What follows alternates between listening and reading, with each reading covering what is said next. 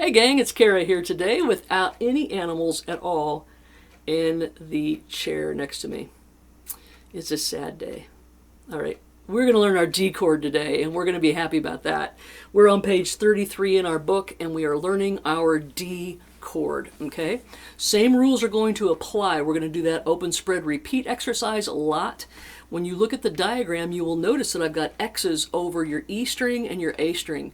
That means that you're not going to strum those strings when you strum your D chord. Now, I'm not going to lie to you. I'm not completely warmed up today, so I'm probably going to occasionally hit my A string with this, and that's not cool. Try to only strum 4 strings from your D string down when you strum this chord, okay? Like that. Not this or this.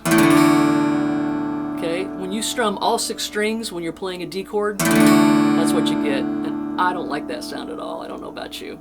Okay, our D chord, first finger goes on the 2nd fret of the G string, second finger goes on the 2nd fret of the E string, and then the 3rd finger comes up to the 3rd fret of the B string. Now, when I imagine my D chord, I imagine a triangle pointing up my neck this way. Okay, sometimes little visuals like that. I'll tell you a secret. I also think about chest moves. Chest moves, not chest moves.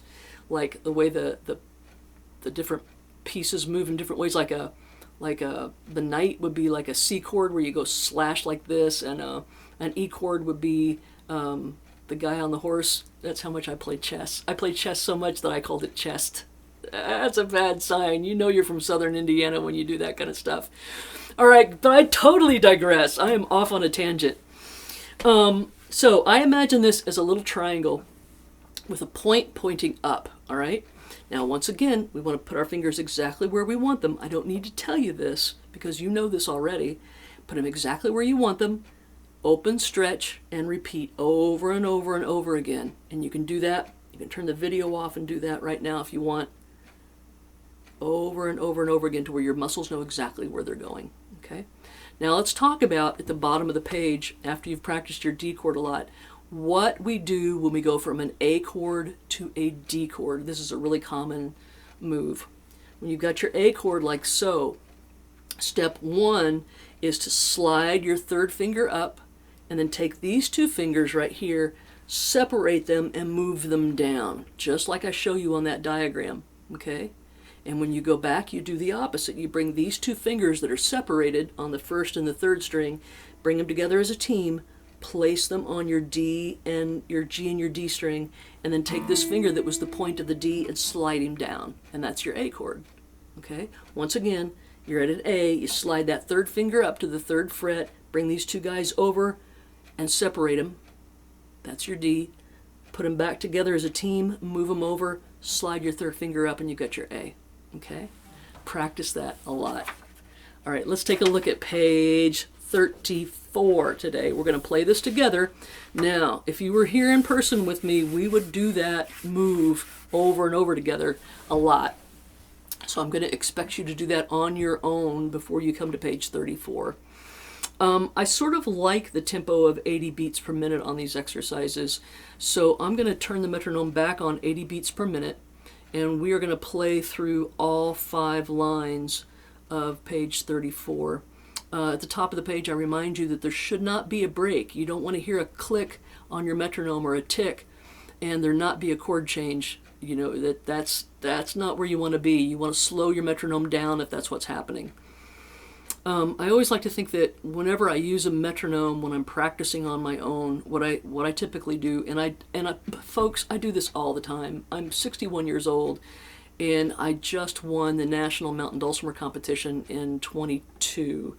And now while I'm videotaping this, I'm at that time in my life where I am out and playing festivals and stuff as the national dulcimer champion, which means for me that I need to stay on top of my game at all times. So I practice, no kidding, at least 1 to 2 hours every day after teaching all day and into the night. And when I practice, I'm using my metronome and I'm telling my ALEXA device over there to set a timer, and I will repeat exercises slowly over and over and over again.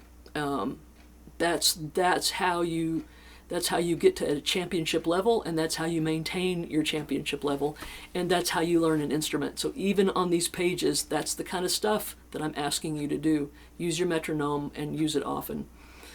So for right now, we're at 80. If this is too fast for you to keep up with me, when you finish this video, take your device and take it down as low as you need to take it to where you can keep up. And remember, on the chord changes, when you're practicing your D to A chord on page whatever 70, whatever that chart is on, 78 or something, 73, make notes of how fast you're able to, yeah, page 73. Make notes of how fast you're able to change from an A to a D chord and back without missing a beat, and write the date down and your time, okay? Keep track of it every week. That's really going to help you. Okay, we're using this at 80, and once again, we're going every other beat. So we're going to do line 1. I'm probably going to run some of these lines back to back. You can always pause the video if you want. Let's just jump on it, shall we? 1, 2, 3, 4. Line 1. 1, 2, 3, 4. 1, 2. Oh, there was that A string. 3, 4. And now my A chord. 1, 2. You should be strumming 5 strings on your A chord. Remember, we're hitting our root note first. 1, 2, 3, 4. Let's go back to D. 1, 2, 3, 4. 1, 2, 3, 4. And then your A chord. And it's going to be a little bit hard to hit the right strings every time for a while. That's part of the reason why you need to maybe slow this down. Okay, here we're going to go to exercise 2. Here we go. 1, 2, 3, 4, and boom, boom, boom, diddy, and A. 2, 3, 4, and 1, 2, 3. We're going to repeat. 4 and 1. Back to line 2 there. 2, 3, 4, and 1, 2, 3, 4, and A. 2, 3, 4, and 1, 2. Let's go right into line 3. 4 and here we go. Line 3. 1, 2, 3, and 4, and 1, 2, 3, and 4, and A. 2, 3, and 4, and boom, boom, diddy, diddy. Repeat line 3. 1, 2, 3, and 4, and 1, 2, 3, and 4, and 1, 2, 3, and 4, and 1, 2, 3, and 4, and. Okay, we'll stop there for just a second. We stopped at the end of line 3. Don't let me forget. Now, once again, if that's too fast for you, turn the video off. Beep. And take your metronome or your click track and take it down to a number that is really working for you. I've told you this before. This is really boring stuff. I'm not going to lie to you. I'm not expecting you to be all excited about doing this stuff, but it is guaranteed a way to make progress that you've not been able to make before. So many people come to me and they've tried to learn the guitar and it hasn't worked out well for them and all this kind of stuff. It's because they haven't had the patience that they needed to have for themselves, and they haven't taken the time and done the exercises slowly over and over and over again. I guarantee you, folks, this method works. You just have to be patient with yourself, allow yourself the time to do these exercises, and you will make progress. Okay? All right, let's look at line 4. We're doing the boom diddy pattern, one of my favorite patterns. Okay? 1, 2, and 3, 4, and 1, 2, and 3. Hey, I started on an A chord. We're supposed to start on a D chord. Let's start line 4 again on the right chord. I'd like to say that I did that to test you, but I didn't.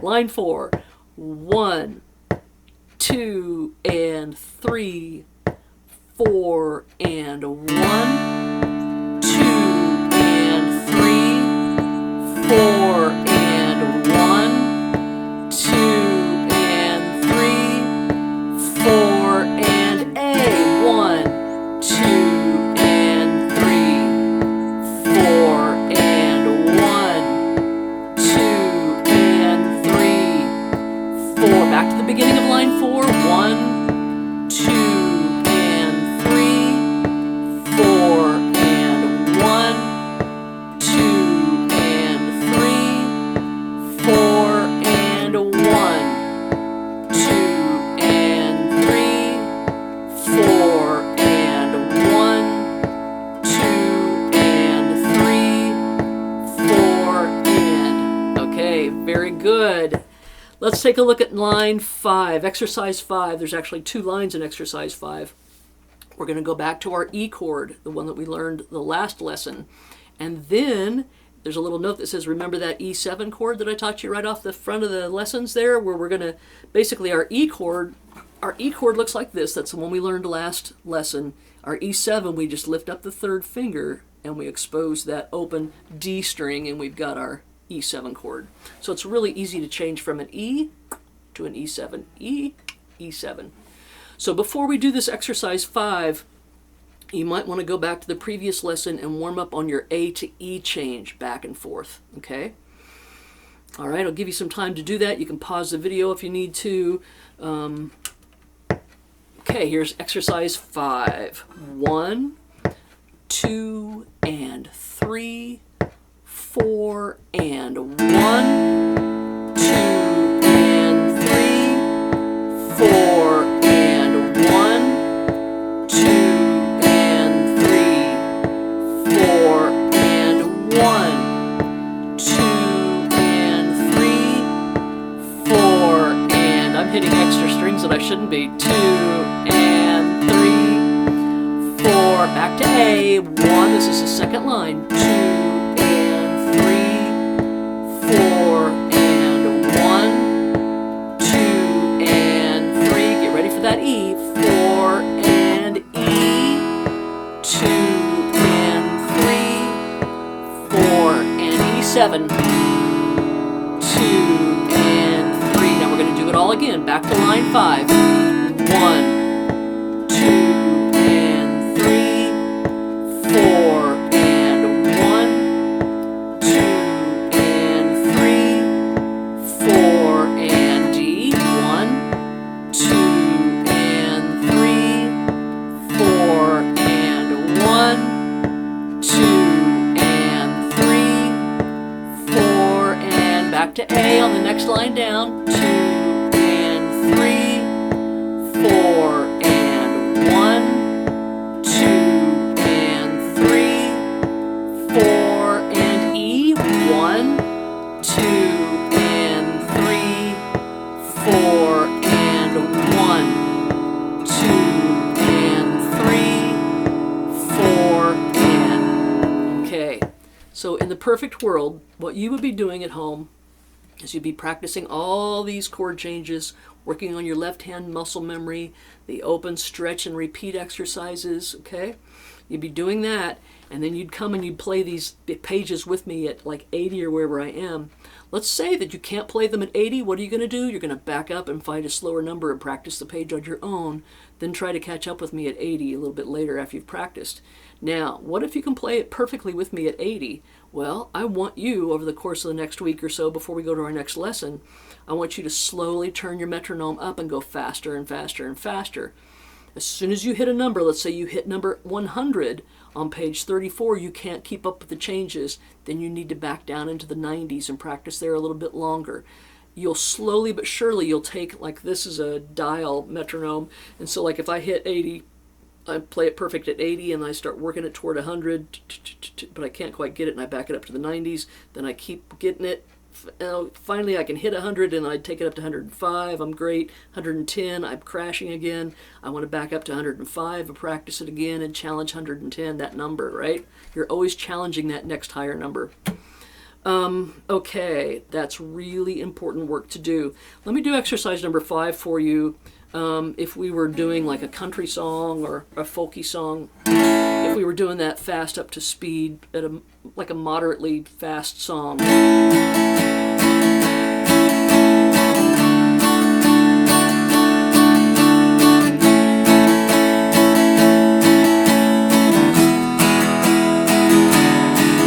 Repeat.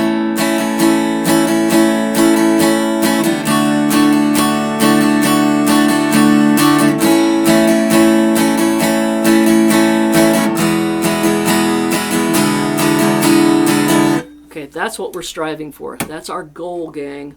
But we need to take little tiny baby steps to get there. Every time you're learning a new instrument or something new, you want to build a really strong foundation on all this slow, meticulous work that I'm asking you to do.